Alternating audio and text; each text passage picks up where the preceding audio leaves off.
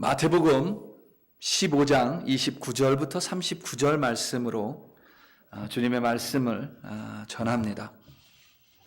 특별히 불쌍히 여기노라 라는 제목으로 우리 하나님의 말씀을 전할 것인데, 오늘 말씀이 여러분들의 심령에 심겨지고 또 그리하여 뿌리를 내리고 싹이 나고 무엇보다 그곳 가운데 열매가 맺히는 그러한 오늘 말씀 되기를 예수님의 이름으로 간절히 기도합니다. 2008년에 소천하신 소설가 이청준 선생님께서 1976년 당신들의 천국이라는 장편 소설을 발표하셨습니다. 이 소설은 천병이라고 여기는 흔히 나병 혹은 문둥병으로 알려진 한센병 환자들과 그들이 격리되어 살고 있는 소록도라는 실제 전라남도에 위치한 작은 섬에서 벌어진 이야기를 담고 있습니다. 소설의 주인공인 조백헌 대령은 한센병 환자를 돌보기 위해 소록도에 마련된 국립소록도병원의 신임 원장입니다. 이 조백헌 대령 또한 실제 인물을 모델로 만들어졌습니다. 바로 2년 전에 소천한 조창원 전 국립소록도 병원장입니다. 이 고 조창원 씨가 처음으로 소록도에 발을 내딘 것은 1961년입니다. 이분이 처음 이 소록도라는 섬에 가보니 가장 필요한 것이 영아원과 보육소였습니다. 왜냐하면 아기들이 태어난 다음에, 그러니까 한센병 환자들에게 아이들이 태어나면 태어난 직후에 엄마와 바로 떨어지면 한센병에 전염되지 않는다는 것을 알았기 때문입니다. 그런데 당시에 소록도에 있는 국립병원에는 그런 시설도 혹은 또 다른 부대 시설 또한 없었습니다. 시설뿐만 아니라 그곳에서 일할 사람도 없었습니다. 천형이라는, 그러니까 하늘에서 내리는 형벌이라는 병을 아이들이 물려받는 것을 원치 않았던 조창원 원장은 부임 당시에 광주 대교구의 미국인 신부에게 도움을 청했습니다. 아시아의 작은 나라, 그것도 불과 10여 년 전에 같은 민족끼리 전쟁을 치르고 분단되어 있는, 아직 전쟁이 끝나지 않은 휴전 중인 한국의 작은 섬인, 한국 사람들에게조차 잘 알려져 있지 않았던 세상으로부터 버림받은 섬, 한센병 환자들이 격리되어 있는 소록도라는 섬에 간호사가 필요하다는 말은 한국의 반대편 나라인 유럽 대륙에 위치한 오스트리아에 사는 앞날이 창창한 젊은 두 여성의 귀에 들립니다. 바로 오스트리아 인스부르크 대학병원 간호학과를 졸업한 마리안느 스테거와 마가렛 피사렛입니다. 소속 수녀회에서 한국의 소록도에 대해서 전해들은 마리안느 스테거 수녀는 그 이듬해인 1962년 2월 소록도에 첫 발을 내딛습니다.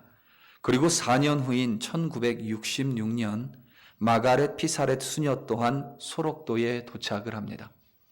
당시 소록도 병원장이었던 조창원 씨는 그 두 수녀의 모습을 이렇게 기억했습니다. 마리안느 수녀님은 키가 나만했습니다. 내가 178cm인데 덩치도 좋았습니다. 마가렛 수녀님은 호리호리했고 27살 금발 수녀 2명이 소록도에 오니까 섬이 난리가 났습니다. 생전 외국인을 본 적이 없었기 때문입니다. 그런데 소록도 사람들이 더 놀란 것은 정작 수녀들의 외모가 아니었습니다. 두 수녀는 섬에 도착한 다음 날부터 환자들을 돌보기 시작했습니다. 한센병 환자들의 썩어가고 문드러지는 팔과 다리에 약을 바르고 붕대를 감는 두 수녀의 손에는 아무런 의료 장비가 들려 있지 않았습니다. 그들은 마스크를 착용하지도 않았고 장갑을 끼지도 않은 맨손으로 나병 환자들을 돌봤습니다. 문드러진 환자의 피부가 잘 말라야 한다며 맨손으로 직접 그들의 팔을 잡고 소독을 해주고 붕대를 감아 주었습니다. 이어지는 조원창 원장의 고백입니다. 나도 명색이 의사인데 너무 부끄러웠습니다.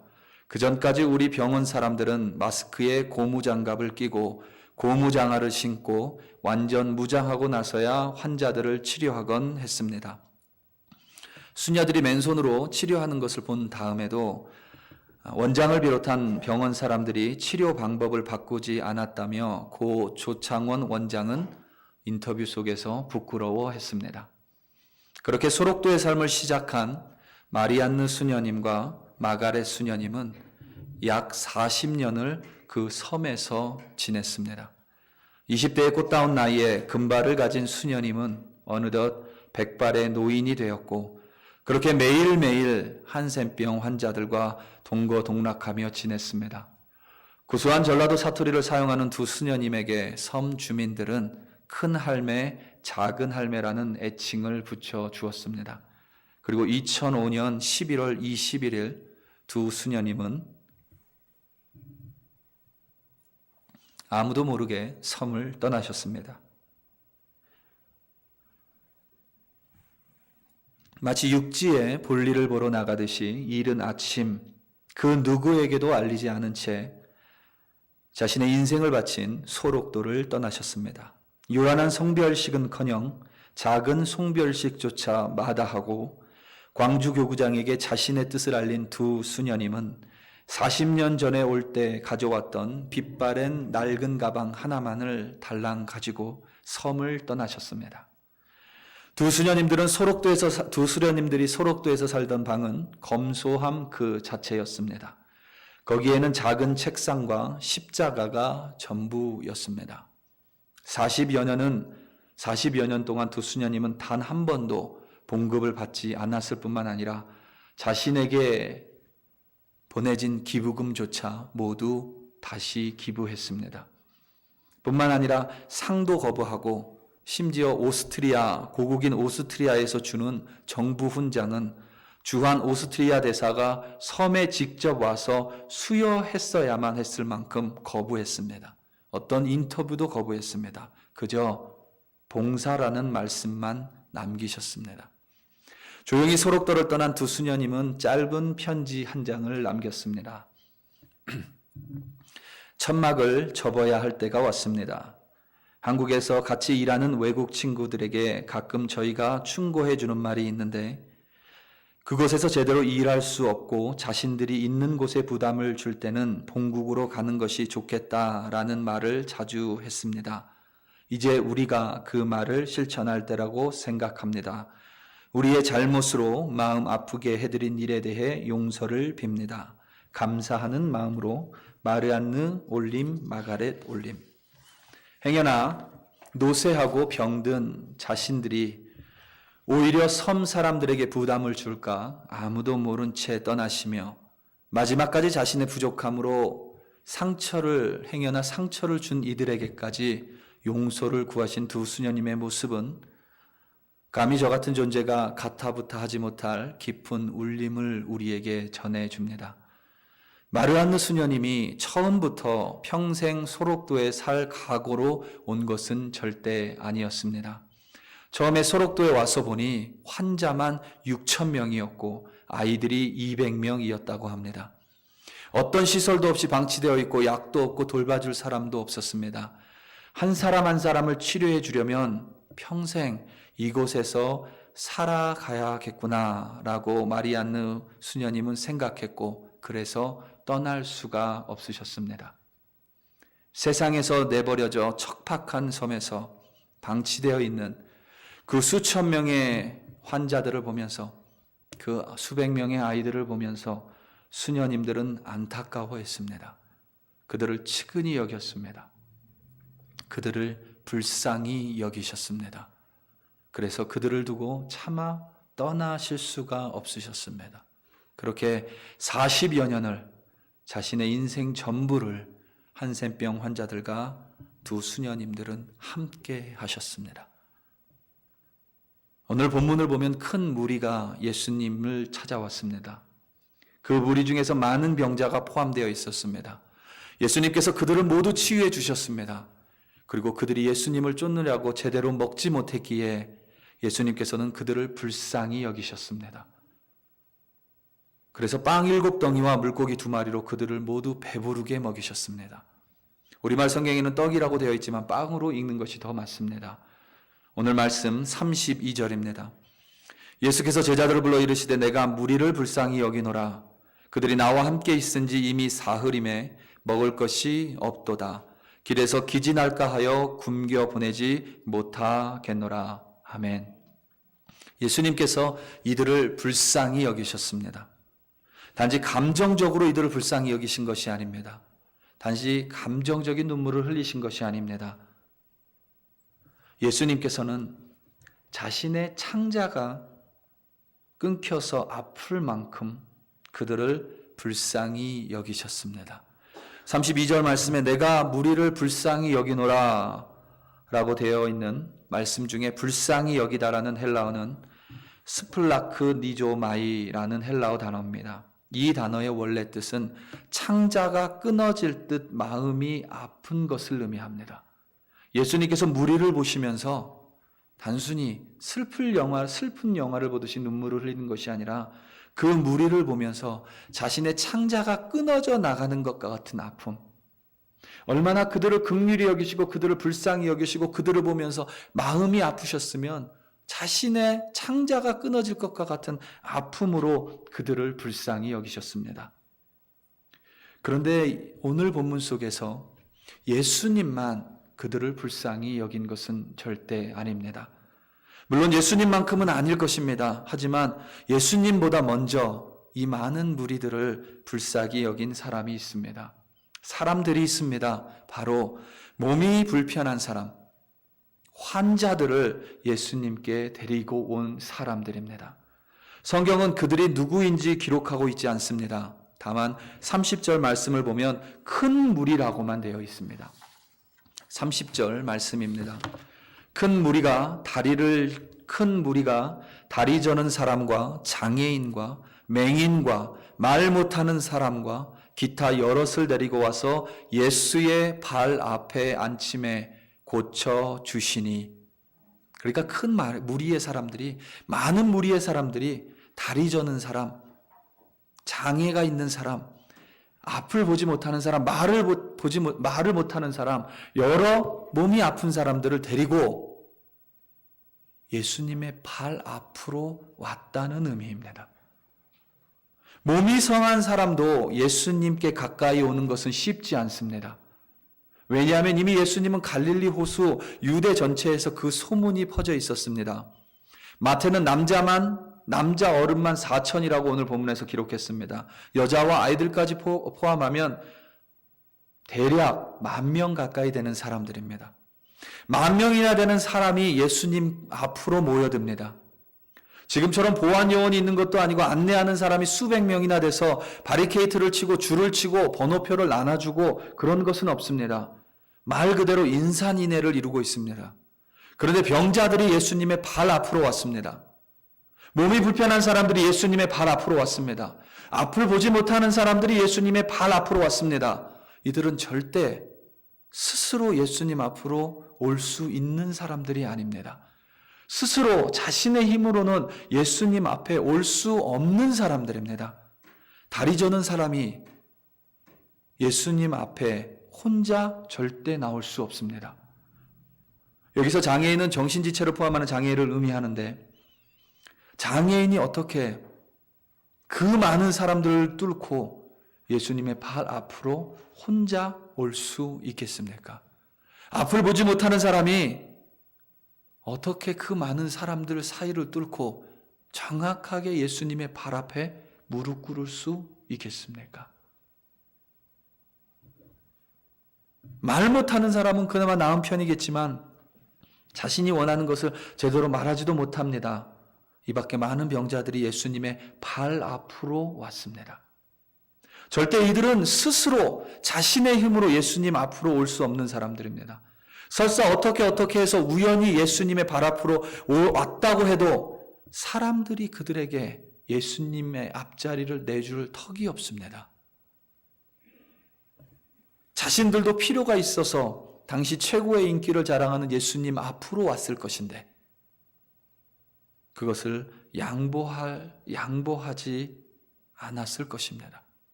앞자리를 내줄 리가 없습니다. 그런 상황 속에서 병자들이 예수님의 발 앞으로 정확하게 올 수 있는 방법은 단 하나밖에는 없습니다. 누군가 그 몸이 불편한 사람들, 그 병자를 끝까지 책임지고 그들의 손과 발을 붙들고 그들을 자신의 허리에 동여매고 예수님의 발 앞으로 데려오는 방법밖에는 없습니다. 누군가 그들의 손과 발을 이끌어주고 그들을 부여잡고 그들을 예수님의 발 앞으로 이끌고 온 그 사람들이 없다면 결코 이 몸이 불편한 사람들, 병자들은 예수님의 발 앞으로 나오지 못했을 것입니다. 그들이 누구냐? 그렇게 할 수 있는 사람이 누구냐? 바로 병든 사람을 향해 불쌍히 여기는 사람입니다. 단순히 감정적인 불쌍함, 그것이 아니라 그들을 향해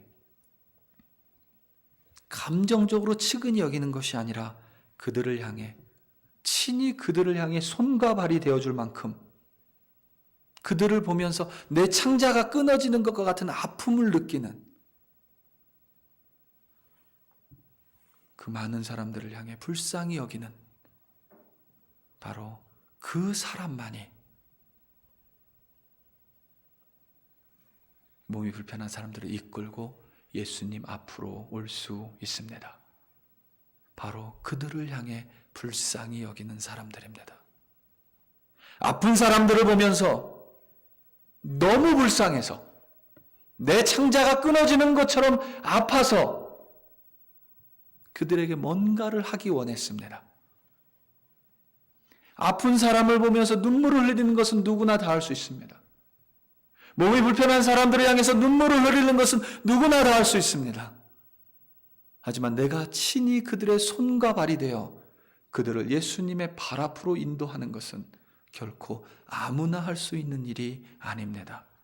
믿지 않는 사람이건 믿는 사람이건 앞서 언급한 두 수녀님의 이야기를 들으며 누구나 마음의 감동을 받습니다. 누구나 눈물을 흘립니다. 믿지 않는 사람들이 오히려 더 많은 눈물을 흘릴 수도 있습니다. 하지만 거기서 끝난다면 믿지 않는 사람들과 믿는 사람들 사이에 그 어떠한 차이도 없을 것입니다. 많은 사람들이 몸이 아픈 사람에게 가서 갈릴리 호수 근처에 예수님이 오셨어. 예수님 앞으로 가면 누구나 다 치유받을 수 있대. 오늘 저녁 때쯤 말씀을 베푸시고 능력을 행하실 거야. 사역을 행하실 거야. 거기 한번 가봐. 누구나 다 그 말은 할 수 있습니다.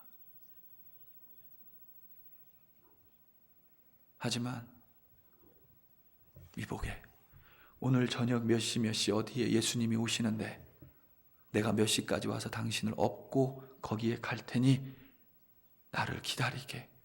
내가 반드시 예수님의 발 앞으로 당신을 데리고 갈게. 약속하마. 이런 말은, 이런 행동은 아무나 할 수 있는 것이 절대 아닙니다. 당신이 앞을 볼 수 없으니 내 손과 당신의 손을 끈으로 묶어서 내 옆에 바짝 붙어서 내가 꼭 예수님의 발 앞에까지 데리고 갈게요. 이런 말은, 이런 행동은 아무나 할 수 있는 것이 결코 아닙니다. 더군다나 지금처럼 핸디캡 전용 주차장이 있는 것도 아닙니다. 공간이 있는 것도 아닙니다. 환자 전용 차선이 있는 것도 아닙니다. 더 중요한 것은 여러분, 당시에 몸이 불편한 것, 장애가 있는 것, 중풍병이 있는 것, 귀신 들린 것, 다리를 저는 것, 그것은 여러분 부정한 것이었습니다. 신의 저주라고 여겼습니다. 지금도 여러분 말씀드린 대로 한센병을 천병, 하늘의 병이라고 여기잖아요. 오늘 본문과 비슷한 내용인 14장의 오병이어의 기적과 오늘 본문의 차이를 이렇게 해석하기도 합니다. 오병이어는 유대인을 대상으로 한 기적이고 오늘 본문인 칠병이어는 예수님께서 이방인을 대상으로 한 기적이라 이렇게 해석하기도 했는데 그렇게 해석을 해도 달라지는 건 없습니다. 2000년 전에 다리를 전다든지 중풍이 있다든지 혹은 시각장애가 있든지 청각장애가 있는 모든 사람은 신의 저주라고 여겼습니다. 모두 부정한 사람입니다. 아무도 그 옆에 가려고 하지 않습니다. 여러분 2000년 전까지 가지 않아도 불과 50년 전만 해도 여러분 한국도 그랬습니다. 장애가 있는 목사는 사역지를 구할 수 없었습니다. 불과 50년 전에 한국에서 일어났었던 일입니다. 아직도 한국이 선진국 대열에 온전하게 들어가지 못하는 이유는 경제적인 이유가 아니죠. 선진국은 선진국이 가지고 있는 정의와 윤리가 있습니다. 그리고 정의와 윤리는 가장 소외된 자들을 대하는 모습에서 두드러지게 나타납니다. 여전히 장애가 있는 사람이 한국에서 사는 것은 참 쉽지 않습니다. 그러한 병자들, 다리가 저는 사람들, 장애가 있고 앞을 보지 못하고 말을 못하는 그러한 사람들을 보며 창자가 끊어질 듯 아파하는 사람들이 있었습니다. 그들이 너무 불쌍해서, 값싼 동정심이 아닙니다. 그들이 너무 안타까워서, 누가 돈을 주어서가 아니라 어떤 보상이 있어서가 아니라 그저 그들이 너무 불쌍해서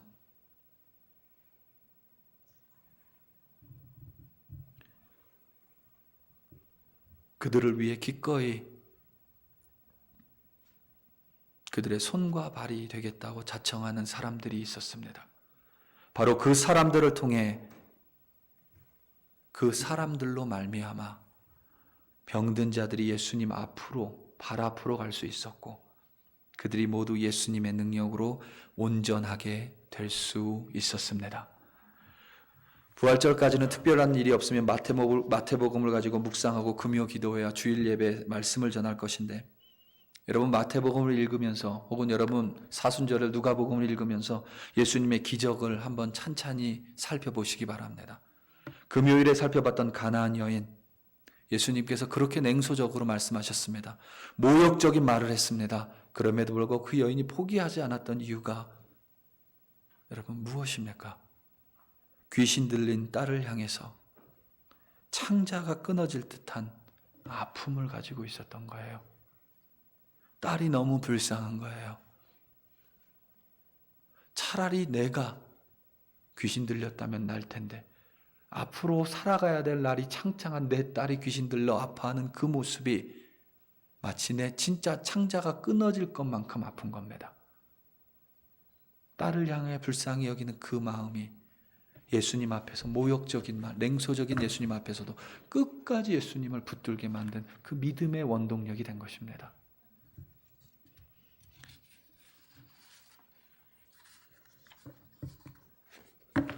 예수님께서 오병이어 사역을 마치시고 반대편 게네사렛 지역으로 넘어가실 때 사람들이 모든 병자를 예수님 앞으로 데리고 나왔습니다.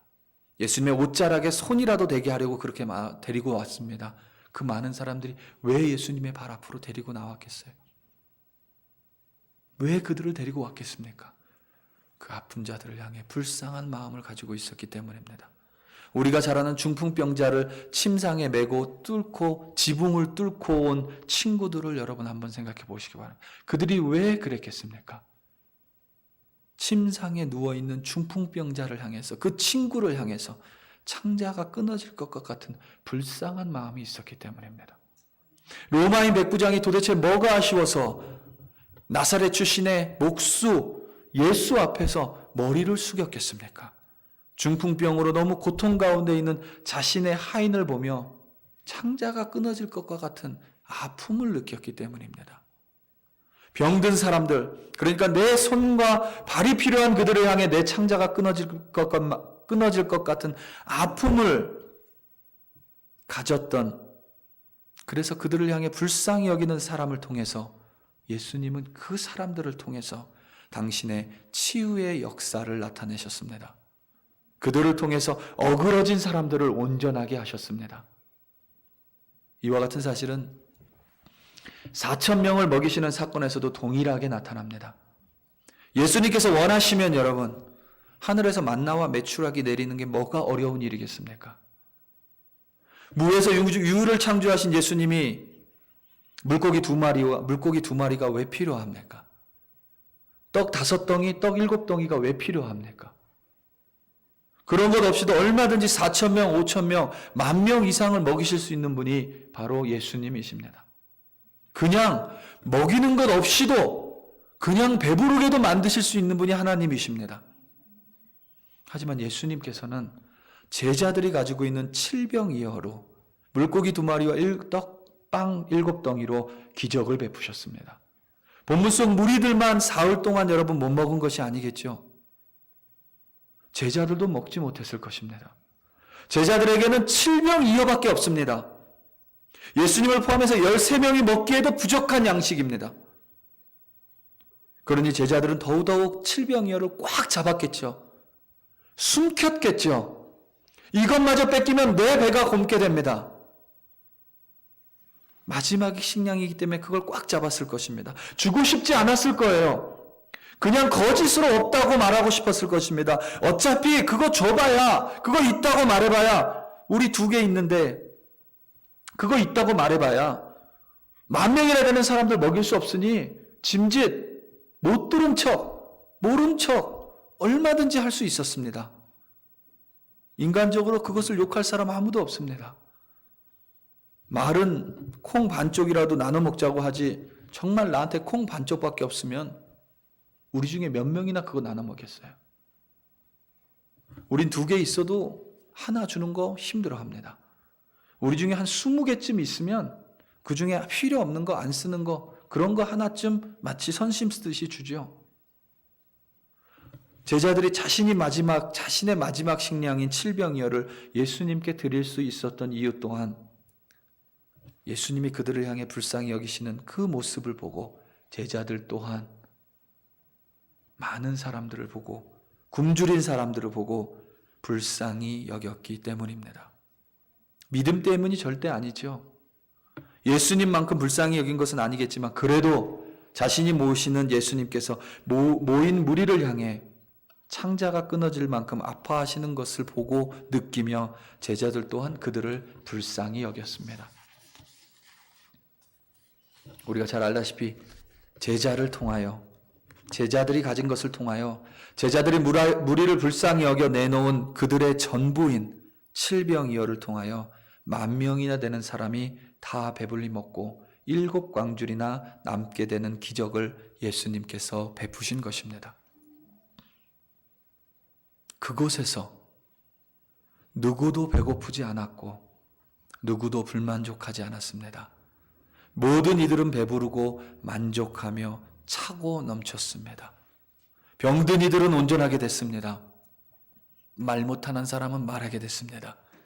듣지 못하는 사람은 듣게 됐습니다. 앞을 보지 못하는 사람은 보게 됐습니다. 다리 저는 사람은 온전하게 걷게 됐습니다. 장애가 있는 사람은 온전하게 회복됐습니다. 어느 누구도 뒤처지지 않았습니다. 어느 누구도 독식하지 않았습니다. 아픈 자들은 온전하게 되고 회복되는 그런 곳이 됐습니다. 여러분, 그런 곳이 어디예요? 이 세상에 그런 곳은 없죠. 그런 곳이 어디예요? 천국입니다. 지금 그 많은 무리의 사람들은 비록 온전하지는 않지만 그 순간만큼은 이 땅에 살면서 천국을 경험한 거예요. 그 천국을 경험하게 된 가장 첫 번째 이유는 예수님이 그들을 불쌍히 여기셨고 또 많은 사람들이 병자를 불쌍히 여기셨고 제자들 또한 많은 사람들을 불쌍히 여겼기 때문입니다. 예수님께서 하나님을 떠나 있는 나를 보시며 창자가 끊어질 듯 아프셨어요. 우리를 보며 불쌍히 여기셨습니다.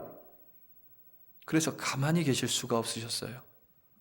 그래서 십자가에 달리셨습니다. 실제로 로마 군인이 예수님의 옆구리를 창으로 찔렀죠. 예수님은 창자가 끊어질 듯한 아픔을 나를 보면서 느낀 게 아니라 실제 나 때문에 내가 너무 불쌍해서 예수님의 창자는 날카로운 창에 끊어졌습니다. 우리를 그만큼 불쌍히 여기셨습니다. 뿐만 아니라 아직 하나님을 모르는 나를 불쌍히 여겼던 사람이 있습니다. 우리를 위해 간절히 기도했었던 사람이 있습니다. 우리를 불쌍히 여겨서 자신의 기도보다 우리를 위해 더 열심히 기도한 많은 사람들이 있습니다. 그들이 우리를 향해 불쌍히 여겼기 때문에 아직 나는 내가 죄인 된지도 모르고 하나님 앞으로 나가서 눈물의 회개도 하지 못했던 나를 위해 누군가가 새벽마다 밤마다 회개로 눈물로 나 대신 회개했기 때문에 그의 불쌍한 마음을 보시고 하나님은 나에게 예수를 보여주신 것입니다. 예수님께서 당신께서 우리를 불쌍히 여기고 또한 우리를 불쌍히 여기는 바로 그 사람을 통해서 하나님은 우리를 오늘도 천국 백성으로 하나님의 자녀로 이 땅에서 천국을 누리며 살게 만드셨습니다. 그렇다면 우리 또한 마땅히 서로 안타깝게 여기고 아직 하나님을 모르는 자들을 향해 불쌍히 여겨야 함이 마땅합니다. 바로 그때 우리를 통하여 우리가 사랑하는 내 형제자매의 안타까운 그 모습을 보며 내 창자가 끊어질 듯한 아픔을 가지고 친히 그 형제자매를 위해 손과 발이 되어주기로 결단할 때 아직 예수님을 알지 못하는 그 안타까운 사람을 보며 내가 눈물로 그 사람을 위해 기도하며 그 사람이 너무 불쌍해 내 창자가 끊어질 것과 같은 마음으로 하나님 앞에 나와 기도할 때 내 불쌍히 여기는 그 마음을 통해서 예수님은 기적적으로 그 사람을 만나 주실 것입니다. 그리고 기적적으로 그 사람을 회복시켜 주실 것입니다. 기적적으로 그 사람을 온전하게 하실 것입니다.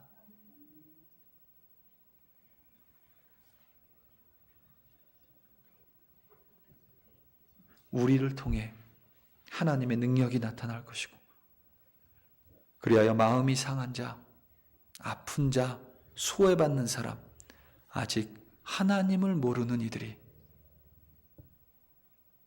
우리의 그 불쌍히 여기는 마음을 통해 온전히 회복되어질 줄로 확신합니다. 우리 사랑하는 글로리교회 성도 여러분, 말씀을 맺습니다. 고 이청준 선생님께서 쓰신 소설의 제목은 우리들의 천국이 아니라 당신들의 천국입니다. 그 속에서 권력을 가진 조 원장이 소록도 섬을 천국으로 만들기 위해 대규모 간척 사업을 진행합니다. 험한 물길 속에서 거듭되는 실패 속에서 한센병 환자들을 동원해 바다를 땅으로 바꾸기 위해 갖은 노력을 다하지만 결국 그것은 한센병 환자들을 위한 천국이 아니라 그들과는 상관없는 당신들의 천국일 뿐이었습니다. 하지만 가진 것이라고는 달랑 가방 하나와 십자가 하나뿐인 마리안느 수녀님과 마가렛 수녀님은 자신을 불쌍히 여기사 자신을 향해 창자가 찢기는 아픔을 느끼셔서 십자가에서 자신을 내던지실 수밖에 없었던 예수님으로 인해 자신들 또한 아무 연고도 없는 한국이라는 낯선 땅, 그 속에서 가장 버림받은 소록도에서 한센병 환자들을 향해 창자가 찢어지는 아픔을 느꼈고 그들을 불쌍히 여기사 두 수녀님은 자신의 인생 전부를 소록도에 내던졌습니다. 그들을 통해 소록도라는 한국에서 가장 외진 땅, 세상에서 버림받은 한센병 환자들은 그 속에서 자신들의 천국을 이루며 서로 사랑하며 살 수 있었습니다. 동일하게 우리 한 사람 한 사람, 예수님께서 나를 불쌍히 여기사 나에게 은혜를 베풀어 구원해 주셨음을 잊지 않고 나 때문에 예수님이 나를 너무 불쌍히 여기사 창자가 끊어지는 고통까지도 감내하시며 나를 위해 돌아가신 그 예수님을 기억하며 내가 나에게 맡겨주신 사람을 향해, 가족을 향해, 이웃을 향해, 직장 동료를 향해 창자가 끊어지는 아픔만큼 그들을 안타깝고 측은하고 불쌍히 여긴다면 바로 여러분 한 사람 한 사람, 우리 한 사람 한 사람을 통해 예수님께서는 바로 그 자리에 기적을 베푸실 것이고 그 자리를 회복시키실 것이고 그 자리에 있는 많은 이들을 온전하게 하시며 바로 그 자리를 하나님의 나라로, 천국으로 바꾸실 것입니다. 그리하여 이번 한 주도 여러분 한 사람 한 사람을 통해, 나를 통해 하나님의 나라, 곧 천국이 바로 여러분이 서 있는 그 자리에, 여러분과 함께하는 그 사람들 가운데, 이 땅 가운데 반드시 임하게 될 것임을 예수님의 이름으로 축원합니다. 우리 다 함께 기도하시겠습니다. 하나님 아버지, 참으로 감사합니다. 나 같은 자가 무엇이간데 예수께서는 나를 불쌍히 여기사 창자가 끊어지는 아픔을 느끼사 실제로 창자가 끊어지기까지 나를 불쌍히 여겼는지 도저히 이해할 수 없습니다. 그럼에도 불구하고 나를 불쌍히 여기사 십자가에서 자신을 내던지신 예수님으로 말미암아 나는 천국 시민이 됐고 오늘도 천국 백성으로 살아갑니다. 많은 병든 자들을 향해 아파하고 불쌍히 여겼던 사람들로 말미암아 그들이 예수의 발 앞으로 나올 수 있었고 그들이 온전해진 것처럼 이제 나 또한 나에게 맡겨주신 많은 사람들을 불쌍히 여기며 그들을 향해 안타까워하며 친히 기꺼이 그들을 향해 손과 발이 되어주기로 결단할 때에 나의 그 마음을 통하여, 나의 결단을 통하여 반드시 하나님의 기적이, 반드시 예수님의 역사가, 치유와 온전하심이 그들에게 나타날 줄로 믿습니다. 바로 그때 그 자리가 천국이 될 것이며 나는 천국 백성으로 하나님을 전하는 참된 주님의 자녀로 살아갈 수 있습니다. 이번 한 주도 하나님, 불쌍히 여길 자를 불쌍히 여기게 하시고 값싼 눈물의 동정이 아니라 내 손과 발이 그들의 손과 발이 되어주며 그들을 향하여 안타까운 마음으로, 간절한 마음으로 예수님께 기도하는 참된 하나님의 형상을 닮은 우리 한 사람 한 사람이 되게 하여 주시옵소서. 예수님의 이름으로 기도드립니다. 아멘.